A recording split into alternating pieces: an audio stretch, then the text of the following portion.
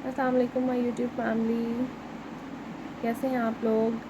आज हम क्या करेंगे कि आज हम लंच में कुछ बनाएंगे। क्या बनाएंगे? आज हम भिंडी बना रहे हैं, तो साथ साथ आपको दिखाऊंगी कि कैसे बन रही है भिंडी। साथ में हम जहान के लिए मिल्क बॉईल करेंगे एंड देन हम सवैयाँ प्रिपेयर करेंगे for my Zainab and Ibrahim. तो चलते हैं अपने व्लॉग की तरफ। Let's start the work.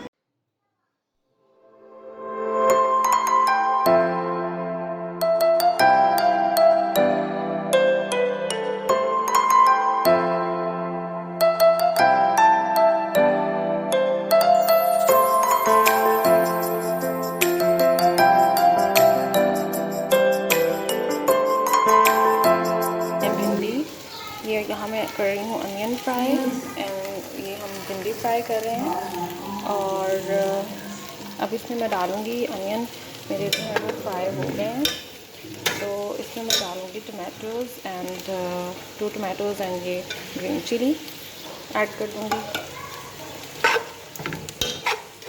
इसको मिक्स करेंगे और साथ ही साथ हम मसाले भी ऐड करेंगे।